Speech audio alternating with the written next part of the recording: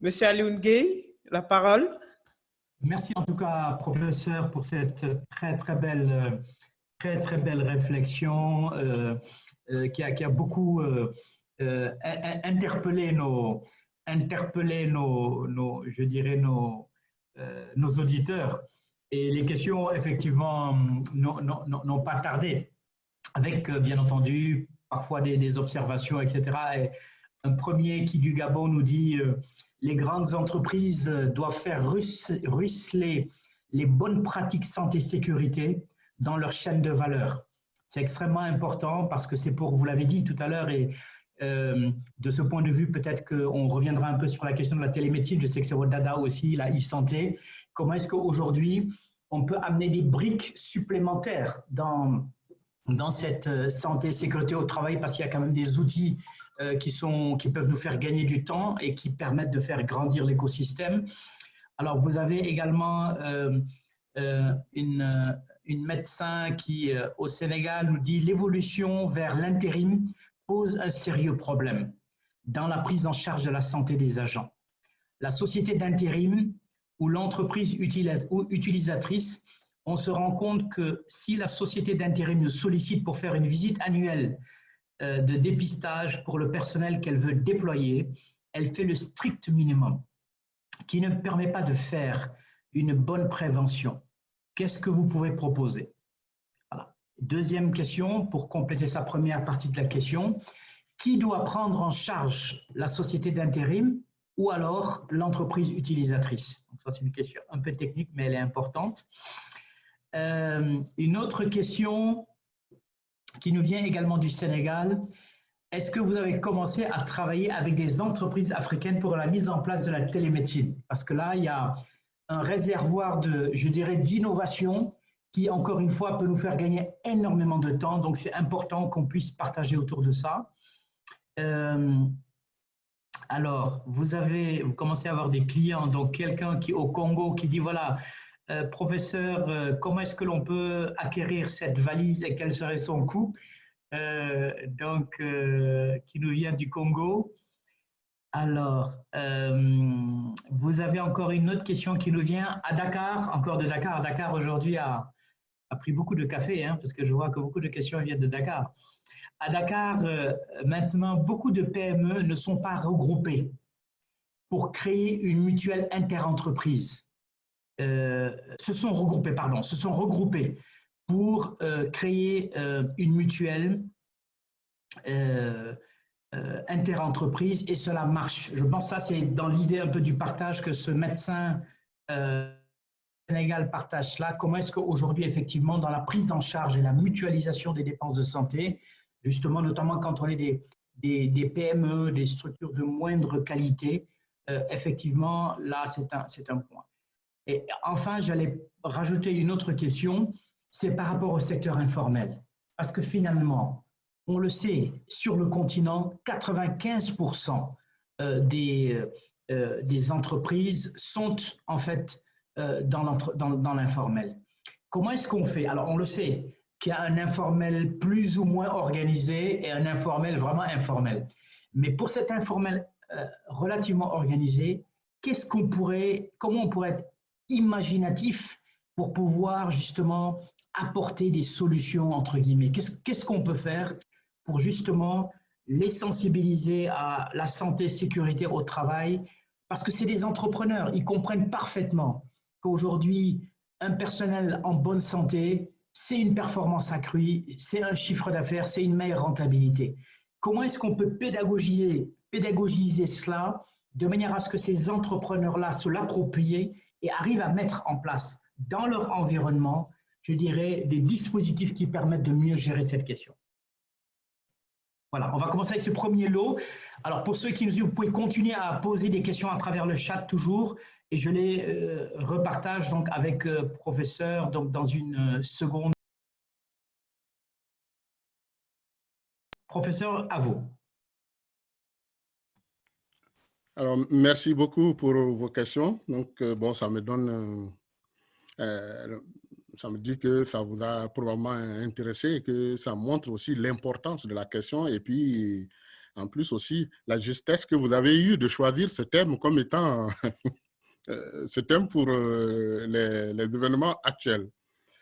Alors, la première question, c'est en plus, c'est un commentaire qui nous vient du Gabon, que les grandes entreprises devaient ruisseler leurs pratiques en matière de prévention de santé et de sécurité des travailleurs. Je suis d'accord avec lui.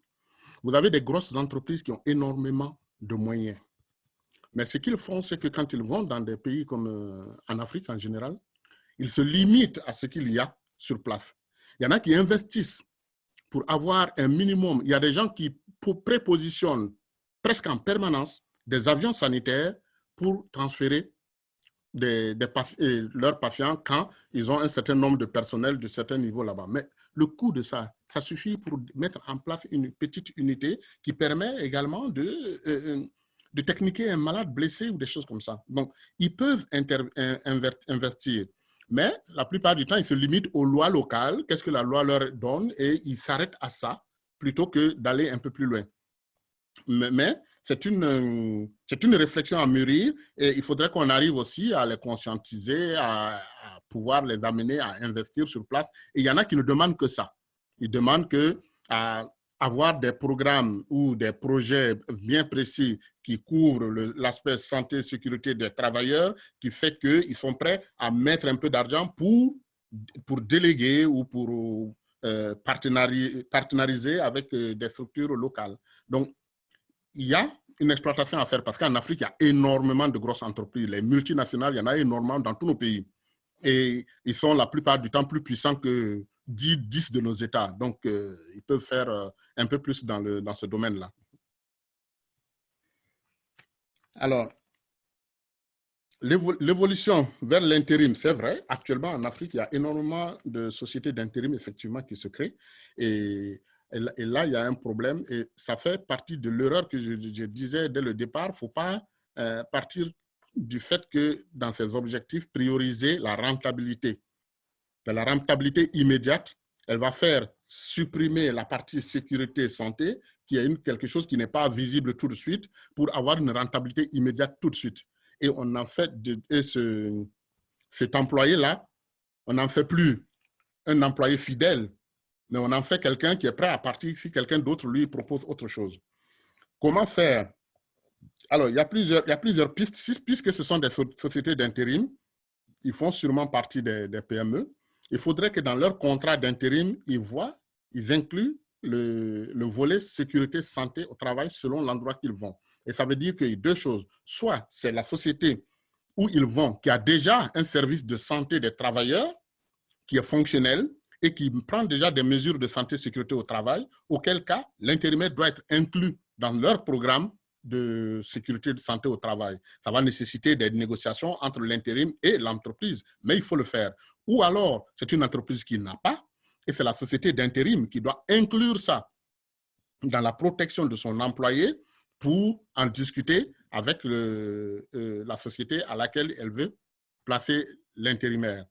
C'est des choses qu'il faut faire parce que ça permet de fidéliser tous les employés et d'avoir une réserve de main-d'œuvre experte à tout instant parce que ce sont des gens qui vont rester fidèles et qui va faire que cette société d'intérim-là aura la confiance des autres sociétés qui estiment que quand on a besoin de quelqu'un, on a besoin de lui, ce qu'il nous envoie, c'est vraiment des bons. Donc, il y a ça.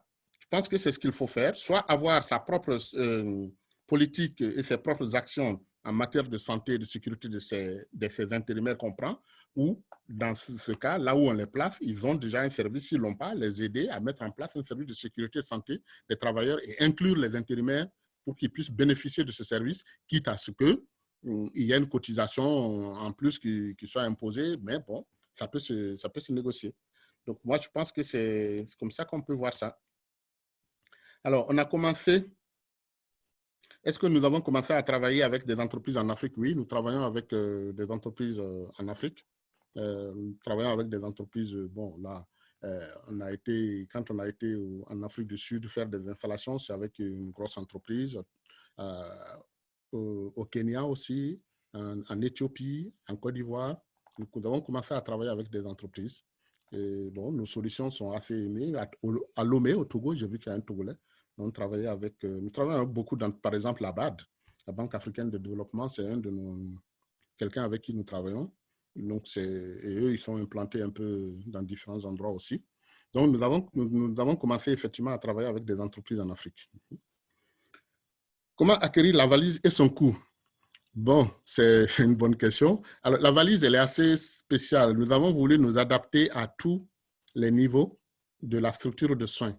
Par exemple, si c'est un dispensaire, on ne mettra pas la valise. On mettra une petite tablette avec un tensiomètre, oxymétrie de pouls, et puis peut-être à la rigueur un spiromètre pour les maladies respiratoires parce qu'il y en a beaucoup. Mais on ne va pas mettre, par exemple, un ECG, un échographe et autres dans un dispensaire. Si c'est un médecin généraliste qui est installé, on lui mettra, par exemple, s'il connaît un peu d'échographie, une sonde superficielle qui fait superficielle et profonde, tout simplement avec un appareil à ECG et tout. Donc, en réalité, le prix varie de 7 000 pour le plus petit en euros, par exemple, jusqu'à 40 000 en fonction de ce qu'on veut et de ce qu'on met dedans. Il y en a qui veulent carrément toute l'hématologie et la biochimie et tout ça dans la valise. Il y en a même qui prennent des appareils, de gros appareils qu'ils veulent connecter à la valise. On le fait. On leur connecte des appareils d'hématologie, d'anapath et tout ça à la valise. Mais ça ne peut pas rentrer dans la valise. Alors, professeur, je rebondis juste sur cette dernière question parce que nous avons des hématologues justement parmi les auditeurs. Oui. Et on en a un justement tout à l'heure dans la phase de networking qui aura un ensemble de choses à présenter. Oui. Et il disait, est-ce qu'il y a des possibilités de partenariat, notamment pour compléter le service? Parce qu'ils ont mis il en parlera tout à l'heure dans la phase dans ce créneau de networking où ils ont mis en place un dispositif assez révolutionnaire sur le plan hématologique. Et toute l'idée justement, et c'est ça l'objectif d'une plateforme comme celle-ci, c'est de créer des connexions, de créer des liens. Donc, ça, c'est une question qui se rajoute à ce que nous disions. Et puis, après, je viendrai avec le flow des autres questions. Comme vous étiez juste sur cette question, donc, pour pouvoir répondre à notre ami. Alors, c'est très intéressant et très bien ce qu'il vient de dire parce que nous, c'est un peu ça, notre rôle aussi, de relier les professionnels entre eux.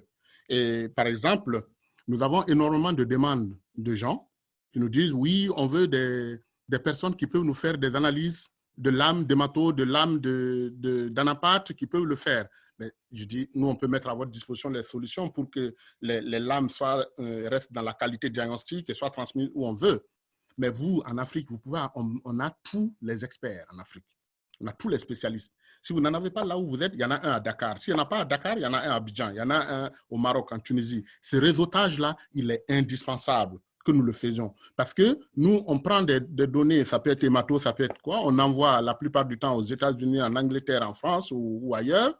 Et puis après, c'est l'Allemand qui parle de nos pathologies à notre nom, alors que nous avons des experts sur place qui peuvent le faire et qui le font très bien. Donc, c'est tout à fait ce qu'il faut. Et votre plateforme est superbe pour ça, qui est ce réseautage-là qui permet de construire des réseaux dans les différents domaines. Et nous, dans toutes nos solutions qu'on fait, on a aussi besoin d'experts. Par exemple, quand on crée une solution de pharmacie, on a besoin des experts en pharmacie pour nous dire le médicament, pour pouvoir retracer le médicament depuis sa création jusqu'à sa consommation, pouvoir suivre tous ses effets secondaires, on a besoin des pharmaciens. Donc, tout ce réseautage-là est indispensable et doit être mis en place en Afrique. Moi, je suis à disposition pour qu'on puisse avancer dans ce sens, oui. Les questions continuent. Je ne sais pas si vous avez terminé le premier lot. Parce que dans le premier lot, il restait... Bon, ça, c'était un commentaire pour dire que il y a beaucoup de PME qui ont commencé à se regrouper et ça marche, par exemple, à Dakar. Donc, ça, c'était un commentaire, c'est très bien. Et puis, il y a eu le secteur informel, qui est la dernière question à laquelle je n'ai pas encore répondu. Et le secteur informel, effectivement, c'est un gros problème. Mais il y a le secteur informel qui est déjà, comme vous avez dit tout à l'heure, qui est plus ou moins organisé. Celui-là peut rejoindre les petites et moyennes entreprises pour permettre de mettre en place quelque chose qui soit viable pour leur personnel. Tout seul, ça va être difficile pour eux et ils ne vont pas le faire. Mais il ne faut pas arrêter aussi dans les services de santé, les services de promotion de la santé, de faire de la formation, de l'éducation auprès de ces gens-là pour qu'ils finissent par adopter. Mais ceux qui sont déjà un peu organisés, ou même ceux qui ne sont pas encore organisés, dès qu'il y a une organisation des PME, la faire connaître pour qu'eux, ils viennent aussi adhérer à ce type de mutuelle ou à ce type d'organisation. Donc, je crois que c'était la première série de questions.